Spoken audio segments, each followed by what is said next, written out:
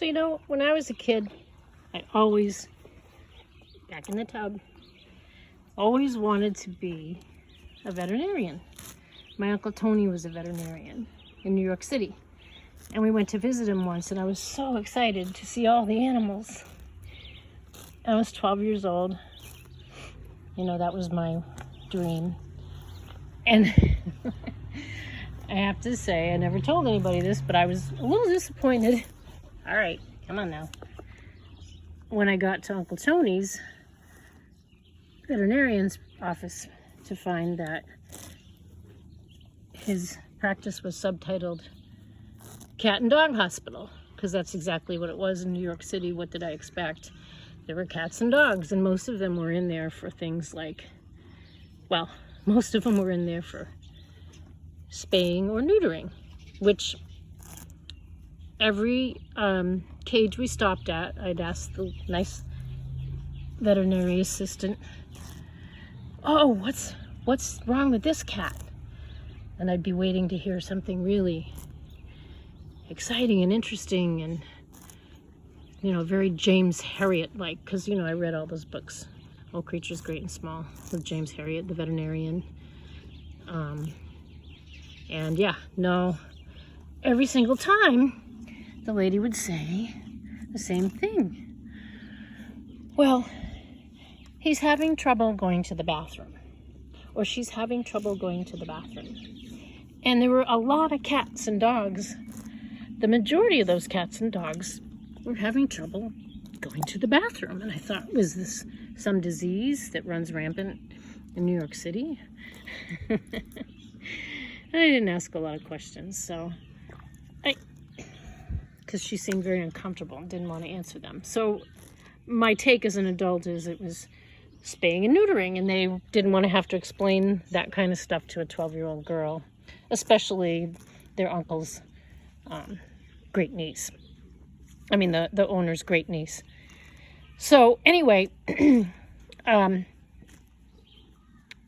life gets in the way. I never did become a veterinarian, obviously. I got into business, and but I still always had a penchant for taking care of animals, and I always have animals, and they always need something, and especially equine variety animals I learned over the past 10 years, and especially donkeys with issues, rescue donkeys with issues. So, Angel here, so this is kind of like, veterinary work is hard. Not as exciting as I thought. Not that I would call this veterinary work, obviously. I am not a veterinarian. But there's that element to it, I'm sure, that's like Uncle Tony's practice. Quite routine and quite mundane and unexciting. So that's what taking care of an abscess is. So I've got all my cast of characters lined up. It's like a recipe, like lining up your ingredients for a recipe. Come on now, Angel. You got the Epsom salts that go in the warm water to soak. You got I got two kinds. I got me regular old Epsom salts that go in the water. I got me Epsom salt poultice. That's cool stuff. It's like a green gel. And I have a drawing salve, which is getting very low. So obviously she's got issues. It's been a long time since she's had an abscess, actually. We have a good care program in place, a great farrier, great vet. And yeah, that green stuff this is a baby diaper. It's what we use to wrap the hoof. And we put some of that green gel, Epsom salt in it to draw things out.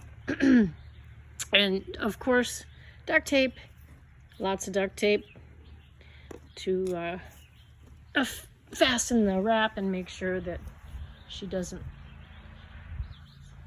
break through it and stepping on things. Yep, see, I have one job. Keep that foot in the tub for 15 minutes. So anyway, in a way, my dream to become a vet has partly come true. And I love it. Hey, Ange. Oh, There we go again. Nope. Now I could hold her still and not let her graze, but believe me, you don't want to have to try to hold still a 250-pound animal with a brain like a donkey's. So this is how we do it. Anyway, just a little glimpse into life on the farm. Very exciting. Don't look at my hair. I'm a mess. Have a good day.